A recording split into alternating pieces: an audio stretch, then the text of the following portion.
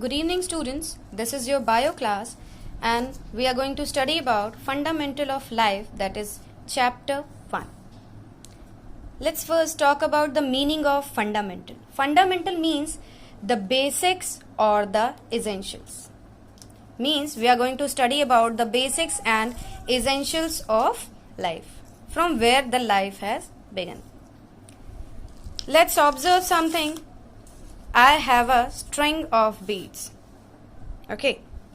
So what did you observe? That this string is made up of beads. Means at every step we can see that it has a unit that is known as beads.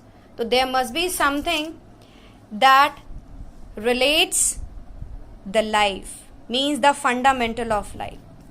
Okay. So here you must have heard about Robert Hooke. He was the one who tried to work on it. Once when he was practicing in the lab, he found out a cork. Okay. The cork which was being used to cover up the mouth of the bottles. This cork was wooden. Means it was a wooden cork. Means made up of bark of a tree. So what he did, he sliced up this cork and observed it under the microscope. Then what did he found? He found a structure something like this, which was looking like a honeycomb. He later called each box as a cell. It was not only cell, you can call it as a little room. Now, from where this little room come from? Cell is a Latin word which means little room. Okay. So from here we get to know about little room. And it was observed with the help of simple microscope. You must have seen microscope in schools or in the labs. But at that time the microscopes were quite very simple. But now, after the invention of lenses and some other technologies, we have specific very modern microscopes. One of them is compound microscope. So with the help of these compound microscope, we were able to go through the different types of organisms and their cells. Then the question arises that does the cell look like same in everyone? You must be thinking the same question as me. In the beginning, when a single organism observed, it was seemed that the structure of cell were same. But later, when the size of that organism varied, we observed that the structure of cells were different. Means this structure was dependent on the size of the particular organism. And there is an activity which you will be able to do in schools, that is an onion peel activity, in which you are going to peel out the peel of onion and you are going to stain it and then observe it under the microscope. And if you will have the time, then you will be able to do it twice or thrice. But if you are going to do it twice or thrice, please use some different sizes of onion.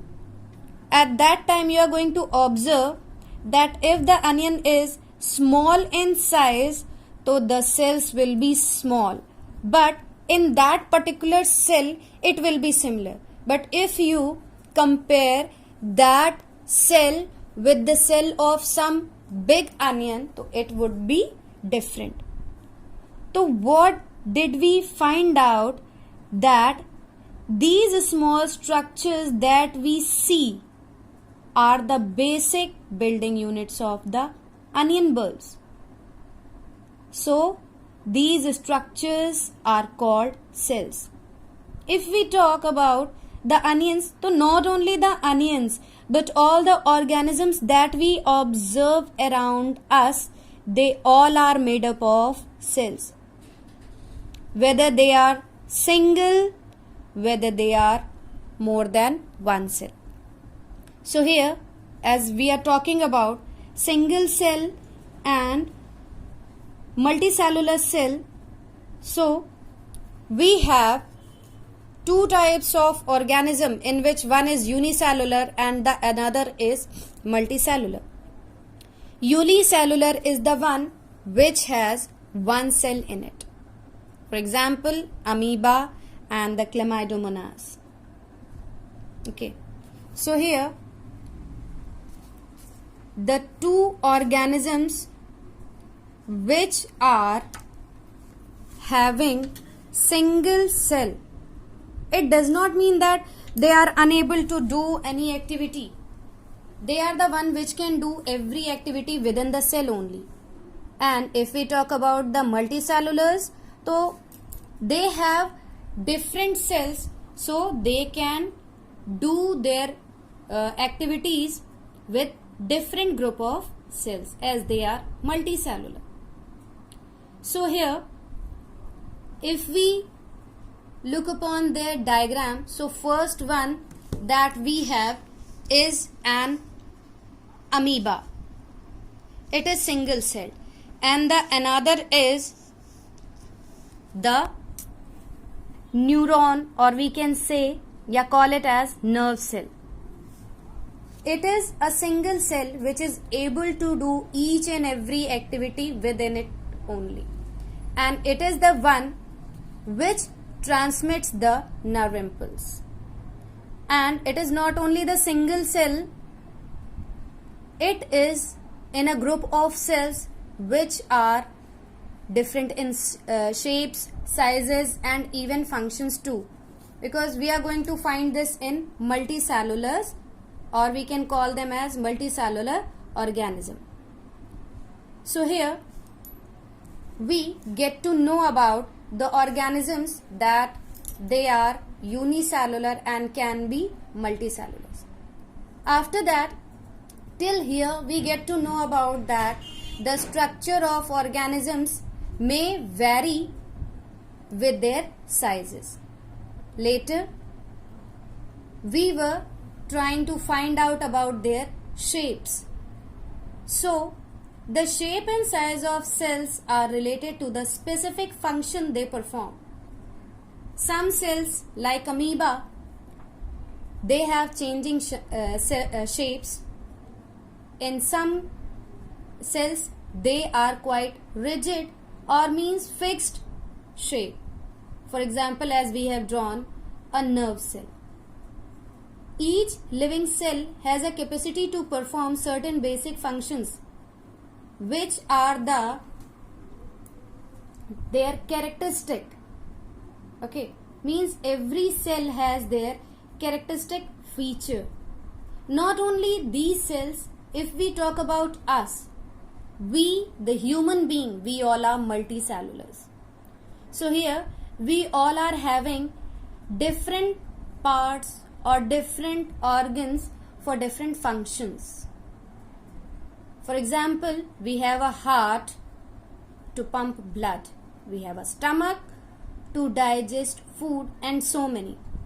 Similarly, division of labor is also seen within a single cell. In fact, each cell has got certain work to do. Okay, and these works are possibly performed by different organelles which are inside the cell only, and these organelles are the cell organelles, which are the one which makes a cell to perform every function. In our next class, we are going to study about what is a cell made up of, or we can say the structural organization of a cell.